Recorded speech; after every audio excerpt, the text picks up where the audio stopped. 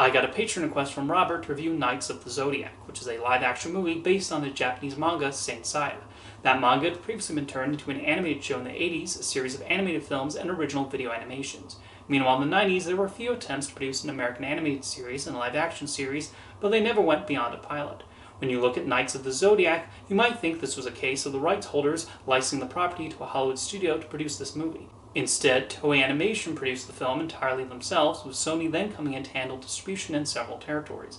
Something I have to admit is I've never read the Saint Seiya manga or seen the other adaptations, so this is my first exposure to the story. As a result, I did not come into this with any attachment to the franchise, so I cannot comment on any changes to the source material and will only look at how this movie works on its own. Unfortunately, I found Knights of the Zodiac to offer very little particularly interesting or exciting. At first glance, it might seem like a B-movie you might catch late night on a cable channel or one of those gazillion direct-to-video titles you find on Tubi. It has that feel to it, and yet it managed to receive a worldwide theatrical release. One of the biggest issues of the movie comes from the main character.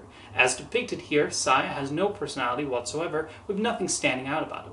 Aside from an arc of wanting to find his sister, he's given little in the way of development, and thus I found it hard to get invested in this story. We get the standard chosen one storyline here, with Seiya called upon to find his inner superpowers and stop the villains. A lot of this is delivered with exposition spouted by Sean Bean's character, and I never found myself caring about anything that happened. The dialogue has a stilted feeling to it, which only adds to how dull all the characters are.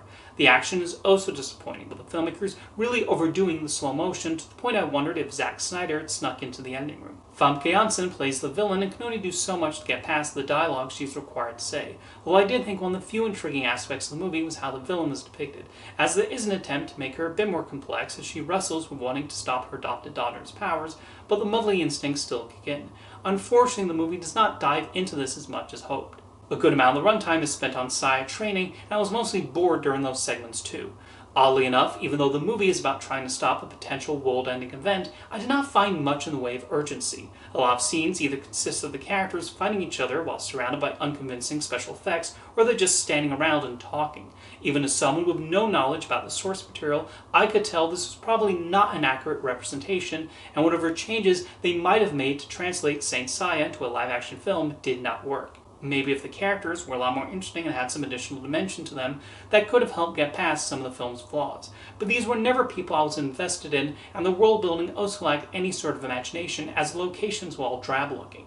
The way the movie ends, the filmmakers were obviously hoping for a sequel, as they do a lot to try and set one up. But if the fan response and box office numbers of Knights of the Zodiac are any indication, a sequel is never going to happen. Although while I gave this movie a largely negative review, you may or may not have noticed something I did not do. I did not call the movie slop. As I explained in my video about the worst phrases in modern movie criticism, the term slop does not have any actual meaning beyond thing I don't like, with it often used as a catch-all term about really getting into the meat of why a movie or show might not work.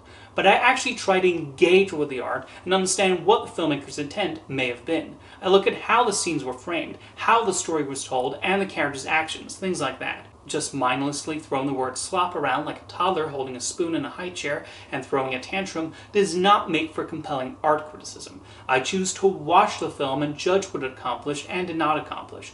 While yes, I did find Knights of the Zodiac to be a largely dull actioner with a story and characters I never grew invested in, I still made an effort to try to see the merits of what was being made, even if they fell short. Regardless of my ultimate feelings on this movie, I at least owe the people who made it some explanation for why it did not ultimately land with me, instead of slapping a buzzword on it and accusing them of not trying. Because that would not be fair to them and the hard work they put into this. Now, if you've seen Knights of the Zodiac, let me know your thoughts in the comments, and thank you for the request, Robert.